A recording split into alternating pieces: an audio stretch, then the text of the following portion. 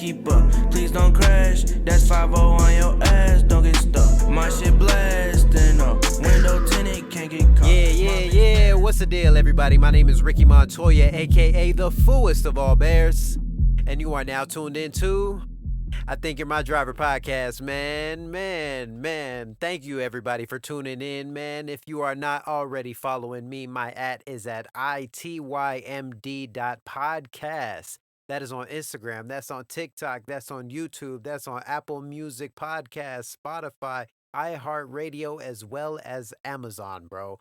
So if you're not following me on any of those platforms, like I said, Instagram, TikTok, Spotify, YouTube, Apple Music Podcasts, iHeartRadio, as well as Amazon. If you're not following me, give me a follow, leave a review, 5 stars, everything, man. So, thank you so much for tuning into today. So, today's episode is actually episode 13.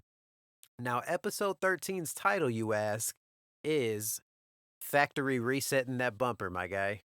Yeah, Factory Resetting That Bumper. Listen. I'm going to go ahead and give you an explanation here for this. Now, I'm going to paint the picture here. Picture yourself fresh out of high school.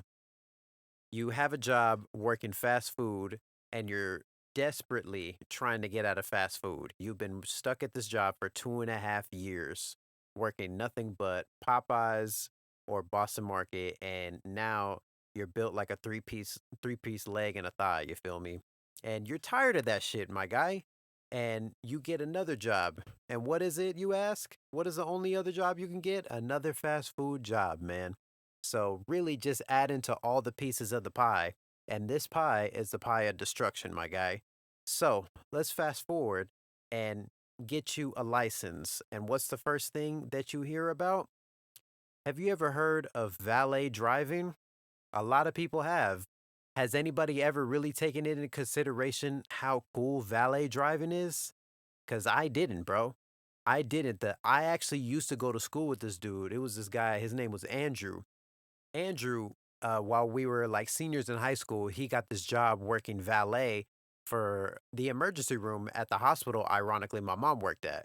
And he was like, yeah, bro, I just got this job. Like, I've been there for like a week. He was like, bro, if you really like work at it, bro, he was like, I work like 5 to 9 or 5 to 10. He was like, bro, we can pull in like $60 a night, bro. You could really get at it. So I'm sitting here like thinking to myself, I'm like, damn, I really need to get my license because if I'm racking up that much in tips, like imagine if I really start working at it and go into it. So this is my mind frame. I'm going to go and get my license so I can become a valet driver. Now, let's go ahead and give you context of me, why I am 18, almost 19 years old with no license. And in all honesty, not even really sure if I knew how to fully drive, bro. So let's go ahead and set the table for this now. So I finally go through, I get all my testing done, I pass my test, I get my driver's license officially. Literally the next day, bro, I put in an application to drive for a valet driver. Now, like I said, before I got my license at 18, almost 19 years old, I really did not know how to drive. I could do it, but I wasn't very seasoned, if you understand me. So I apply for this job, get the interview, get the job, do everything, go through my classes, and the first day comes of me being a valet driver. It was pretty cool. They only had me like taking a couple cars. So I was like, oh yeah, I could get with this, man. Like, what you don't understand is at 18, 19 years old, you coming from just like sitting in a class all day to now having a job to where you're just getting in all these different type of people's car with not having a car and not really being around like a lot of different brands of cars. Like growing up, I always saw Toyotas, Chryslers, Dodges, Hondas, or, just like the real standard car. In my family, we're not big on like luxury cars. And it wasn't until I moved to Texas that I realized how much luxury cars were a thing. And being that I was living in Texas, being around all these luxury cars, when I became a valet driver, that is what I was parking, bro. So it was just like such a like motivation. Like, damn. And that was one thing that Andrew actually mentioned. He was like, yeah, bro, Like you could be parking like a Maserati one day and then a shitty Honda Accord the next car. You feel me? Like you never know what you're gonna run into. But it's also like one thing that you also realize is that also the high rollers are not really always just gonna be throwing money at you. Like yeah, it sounds funny to like really think that oh yeah, this rich person came in, man, he what is $10 going to do to him, right? You got to earn that $10. Just because you're working a position doesn't mean you deserve to get the benefits of what that position offers to you. You understand me, bro? So that's where I added my personality into this and just allowed myself to really make myself shine and give myself an extra voice to be here in this position. Now, let's go ahead and fast forward to day two.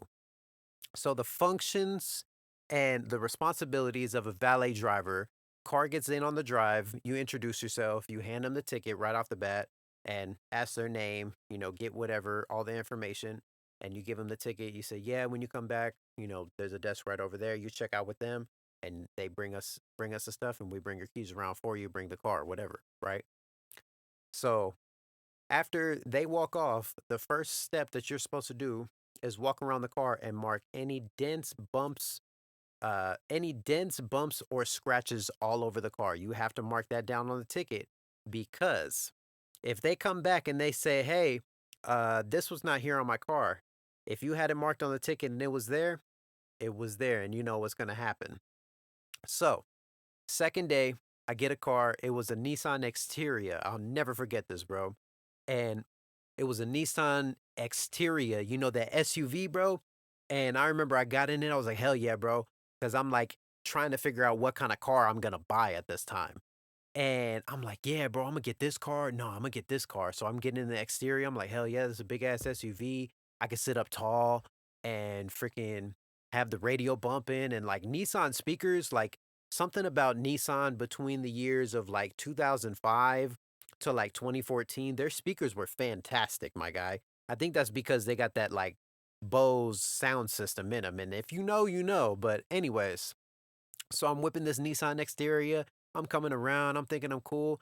And the only spot that I could find is in between a cinder block, like, in a parking garage, the big ass cinder block pillars and another car. So that one corner thing. And I'm like, damn. And I have to backwards park this car. So I'm like, shit, let's go ahead and just go for it, right? So I'm backing up the car and I'm thinking I'm seeing everything and I'm looking out the back window and I'm like, I feel like I'm right there, but at the same time, if I just curve it a little bit, I know I won't hit the cinder block pillar. I'm not going to touch it, right? And so I'm easing my way back and I'm like, nah, there's no way. Yeah, I'm good. I'm good. And just like a simple boom. And I hit it with the bumper. I'm like, shit, shit, shit. And I'm like looking at the bumper. I'm like, damn. Now, me being 18, first time driving a car like that, second day on the job, and I already dented a car. I literally got out of the car and I tried to like push my fingers on the inside of the bumper, thinking that I was gonna get the dent out of there myself, bro. I look stupid as shit, and I'm glad nobody saw this, but I literally was having my hand on the opposite side of the bumper trying to push it out. I'm like, bro, this has to come out, bro. This has to come out. And I'm panicking. I'm panicking. I'm like, fuck. So I just, fix the car. I put it into where it's supposed to go. And like I say, I grab that ticket, mark it off. I drive that bitch back up there. I say, here's the keys, man. I got it over there in spot whatever. And it's like, how's it going out there? And I just fall back into place and act like nothing happened. Now, somebody probably came back and reported it at some point, but good thing is I marked it on the ticket and it goes into the audit. So I saved myself, but you know what? I got the karma on another time. But it's all good though. It's all good. So the one thing you gotta really pay attention to if you really do valet parking is make sure that you know what your car looked like. Because, like I said, we're required to mark the ticket, but me being a dummy panic kid, I'm going to mark down that the shit was there. And you and I both know that it wasn't there, but I'm the one who marked it down because I caused the damage. That can also happen, bro. So just, always kind of make sure you know what's going on with your car if you're really going to allow other people because you're going to get careless people. I say all that to say that if you are really going to be parking your car using a valet service, make sure that you really have a look or at least have an idea as to what your car looked like before you brought it. I mean, of course, a little dent, a little scratch, you might not notice that, but there's some people who really pay attention to that kind of stuff. But also, it's not always the people who drive the luxury cars that are always watching over those little pieces, man. Sometimes it's the people that drive like a 2001 Saturn, those people will come along every once in a while, so don't think that you're only going to get it from people with money, bro. So, moving on. Now, further into my career, my career as a valet driver, I ended up getting good enough to where they relied on me to be like a trainer to the other people. Because, I know how to be personable. I know how to bring somebody in, make you feel comfortable, make you feel welcome, introduce. And that's the main thing is that when you're training somebody, you have to introduce them to the person. You're like, oh, yeah, I want to introduce you to Chris, you know, I want to introduce you to Trevor. I don't know, bro. Like you turn around and say, "Oh, yes, Miss so and so, I want to introduce you to this gentleman right here. His name is so and so, or this, lady over here. I want to introduce you to this lady. Her name is this." And that's what you have to do when you're in training because you're actively showing them what you're doing, but also showing the customer what you are doing because being that you are driving their car, they need to know if there's other people getting in and out of the car. Now, I'm training and we're busy as fuck. So at a certain point, we're just like, bro, just go. Just we're gonna hand you keys and you just go drive the cars up. Just be careful, right? And when it gets busy at work, I always got really frustrated. Like I would get heated, I'd be impatient, and then especially like when you feel pressured that there's all this traffic going in and out of this parking garage, there's traffic going up and down the driveway over there, and we had a long drive, bro. And sometimes you got to run way to the top because some people didn't provide their little clicker. So you're actually having to find where this car is when they say, "Oh, it's on the bridge." Like that's a long ass run, my guy. And knowing the anxiety of just seeing all these cars going in and out, this constant traffic flow, and knowing that it's busy, and you also got to be a good influence when you're training other people. I failed in these departments tremendously, my guy. Like, bro, I literally was training this one guy, and another guy was watching out. So we're kind of running the same routes as far as going through the parking garage. And like I said, me getting impatient, trying to speed up, and also driving a truck. I literally I pull around, I get in the truck, and I'm all frustrated, turning on the car, putting in the drive real quick, and just pulling off. Me thinking I'm cool as fuck or whatever. So I'm getting frustrated. I'm driving and I'm whipping around the corner, bro. I'm literally like, like driving this big ass truck, a big ass F-150, bro. I felt cool as fuck just driving that big ass truck. And I go around the corner and I didn't know that I took it a little too close. And I see the two guys that were training, so I'm trying to, be like, "Oh, let me be a good influence." And I turn a corner too close and from the rear passenger door all the way on top of the fender that is over the tire, the back tire specifically, scraped that entire side of the truck, bro. And when it happened, the two people who I'm supposed to be training and be the good influence for were right there sitting front and center. They had the best seats in the house, man. They sat courtside in them leather chairs, my guy. They got that Oprah Winfrey bag right under their chair. They got to see that in high definition of me literally scrape an entire side of a gigantic truck. Not only did I scrape the entire side of a truck, I scraped the entire right side, which is the side that is going to face directly whenever you are driving onto the drive to pick this people or to get to the people and hand them their keys back. So you make this entire big ass show and then you turn around and get to showboat your right side, and you get to show off your party finger and whatnot, bro. And check out what the big ass mess that you left. Now, God was on my side that day because they did not notice it. Don't know how they did not notice this gigantic. No, actually, I take that back. God was on my side this day because he was by himself and he was actually waiting right there on the driver's side because he was in a rush. So, whoo, man, when I tell you, bro, like the anxiety of literally driving a truck that you just like scrape the entire side off. And this was not like a little, like tiny little key. This was a scrape from a sidewall pillar, a cinder block pillar, bro. I don't know what it was about them cinder block pillars, but apparently him and I had beef. Like I think it was because I backed up into his cousin. So he was like, "Hey, bro, that was my young cousin, man. Like you can't be doing that to pillar number 7. You feel me?" And he stepped in and decided, you know what? I'm gonna get my get back. And the get back was me being all impatient. He was like, "Oh, you thought that was it? You thought that was it? Nope. And I'm gonna put you on blast in front of the new trainees too. And I'm gonna make sure that somebody else is watching whenever you come out." But luckily for me, bro, God was on my side, and he kind of got in the way of me and that pillar. So, anyways, now, when it comes to all of those pillars, I don't know what it was. I don't know whether me and the pillars had like a past life together, but me and all those pillars in those garage and those parking garage were beefing big time, bro. I backed my car up into one of those. I backed up that Nissan that I talked about. I scraped the entire side of that truck. There probably was more, but I'm not just gonna incriminate myself for an entire 25-minute episode. You feel me? That's what I'm not doing, my guy.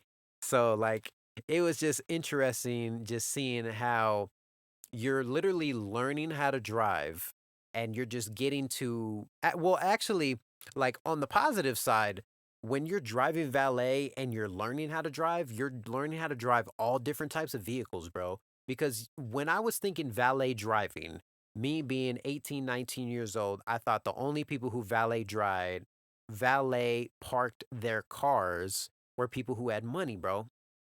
Now, when the site that I had my job at that I was providing the valet service was a place that was valet only, bro. So I got to drive all different types of cars, bro. Like I got to drive, luxury cars, older cars, Cadillacs, Hondas, Toyotas, trucks, passenger vans, dually trucks. You feel me? Like all different types of vehicles, even like little tiny little smart cars, them little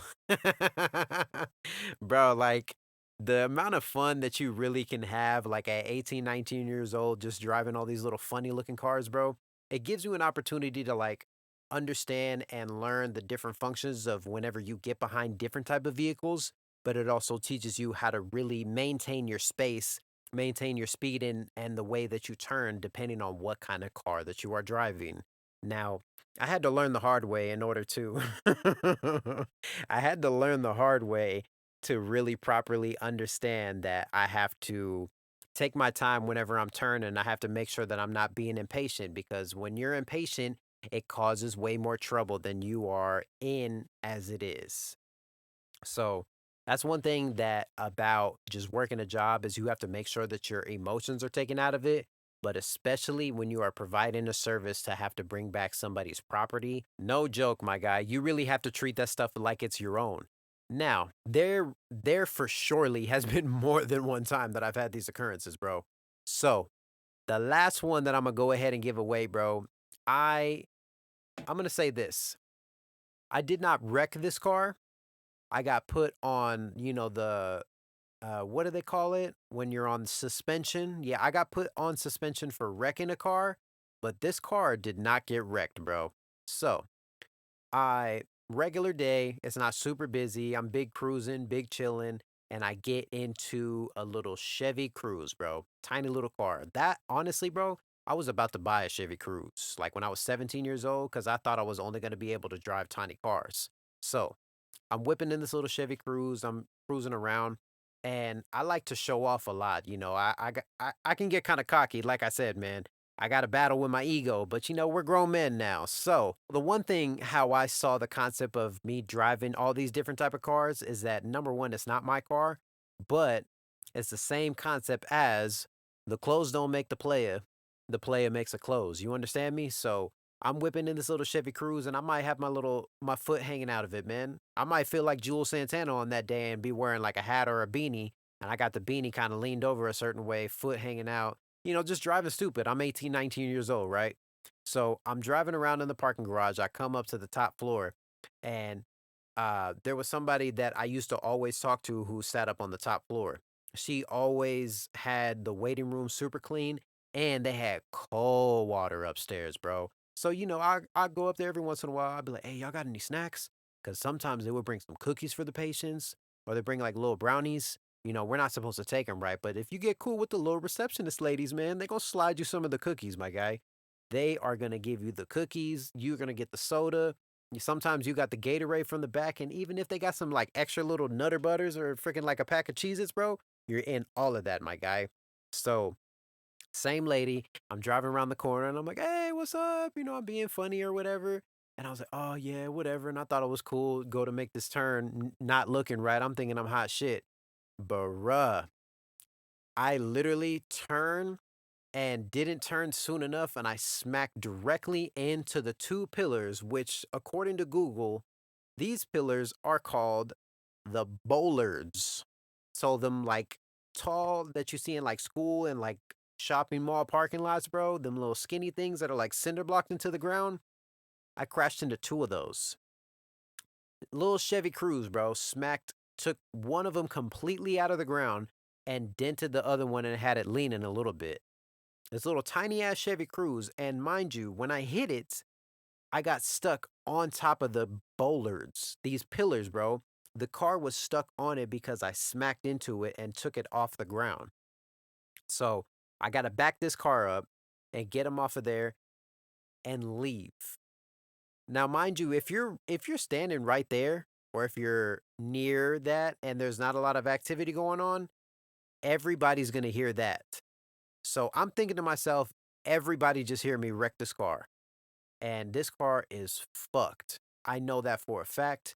Look at these two pillars. I took one completely out of the ground and it leaned into the other one, put enough pressure to lean it a little bit, but not fully take it out of the cement. And I did not even get a chance to assess the car because I just wanted to just pull it out and just, accept my fate. You feel me? And I drive around and everybody looked at it and the lady wasn't even outside. And my manager was standing outside when that happened. And he was like, dude, what the hell? I was like, what was all that noise? And he was like, I was like, man, I'm just gonna go ahead and admit to it. I kind of crashed this car. I didn't crash the car, and he was like, "But there's not a scratch or nothing, bro." I was like, "Well, if you go and look at those pillars, man, them pillars are damaged, my guy. But if you," and he's telling me this, I haven't even got out of the car because he came directly up to the window, and he was like, "Well, I mean, it don't look like it caused any damage, bro." And I get out of the car, I'm like, "What do you mean it don't look like I caused damage, bro? You should go look at those pillars." And I get out of the car and I walk around to the front. There was nothing but a little measly ass scratch, bro. You would have thought somebody had like a little quarter and they were looking for a scratch off, bro. It looked like they were looking for the golden ticket. They're just like, ugh. That's what the fuck it looked like, bro. But I took both of those pillars out of the ground, bro. A little tiny Chevy Cruze. So shout out to Chevy, bro. I don't know what it is about like the body kits and the stuff that they put in order to make like the frames and the bumpers or just everything regarding like Chevys or just American cars, bro. But them motherfuckers are like indestructible, bro. Like the way how I see it, man, they really got a body like an armadillo, bro, because they're indestructible to everything, my guy. And like literally, that wreck in particular really proved it to me. So honestly, bro, in all honesty, I should have got that fucking Chevy Cruze. Let's just go ahead and get that out there, man. I should have bought the Chevy Cruze. You saw that damage, man. But man, shit, you live and you learn, man. And the one thing that you also got to do is that in certain situations, when you run into these type of scenarios, sometimes you just have to own up to it, bro. Accept your fate. The one thing that a job is really gonna love a lot more is if you own up and you take accountability for a lot of the stuff that you put yourself into. Because if you become defensive whenever they're trying to approach you and help you, and especially if you have a good relationship with the managers or the supervisors, if you become defensive when they are trying to help you, they are not going to help you, my guy. So make everything easier for yourself whenever you're in these situations. Now, of course, with one of those tickets, I did a little bit of fibbing. There's just a little bit of fibbing when it came to one of those tickets, man. What do you call it? You no. I did just a little bit of fibbing, that's all I'm gonna say, man. But I did what I was supposed to because it was my second day. The second time, I was ready to own it, but the guy was just standing right there, so I just wasn't gonna say anything and I let him drive off because let's be honest, bro. Well, actually, I guess I can go ahead and give up this area. If you are from Dallas, I used to work for UT Southwestern. And UT Southwestern is on like the far north past downtown Dallas. And a lot of those patients probably lived in freaking Plano, McKinney, Mesquite, or DeSoto, Lancaster, or sometimes even as far as like Red Oak or, Midlothian, some of those way far towns. So once you get on that 5 o'clock traffic and you're stuck in 35, I don't give a fuck, man. I'm not, I'm not going back there. But I'm gonna say something on the next appointment. So, leading me back to whenever I got into the wreck, so to say, what I really forgot to mention is my stupid ass. Like I said, bro, 18, 19 years old when I'm doing this job, man. When that shit happened, I had a phone. I'm fresh on Snapchat and shit like that. So, what the fuck do you think I put on Snapchat after I got into that wreck? What do you think I put on there? Yeah, company property. I'm walking up on it like, damn, bro, look what the hell I just did. I laughed too. I know for a fact I fucking laughed, bro. Bro, like, and that's the thing, man. Like I said, 18, 19 years old, man, you're like completely unaware. So, like, really, because like there wasn't a whole lot of damage, honestly, I really could have got away with it. But the thing is that I put it on my Snapchat. And I had coworkers had me on Snapchat, and somebody who didn't work at that site that day, he goes, "Hey, bro, so I saw on Ricky's Snapchat, he got into a wreck over at the other building, and harmless, right? But like I said, man, 18, 19 years old, man, no frontal lobe. We different now, my guy. You feel me? Anyways, man, that's going to go ahead and conclude for today's episode, man. So thank you much for tuning into today's episode, man. Today was episode 14 of I Think You're My Driver podcast. This is with yours truly, Ricky Montoya, a.k.a. the foolest of all bears. And thank you so much for tuning into today's episode, man. Peace out. Going too fast, 150 on a dash, bitch keep up, please don't crash, that's 5-0 on your ass, don't get stuck, my shit blasting up, window tinted, can't get caught, my bitch bad, sport more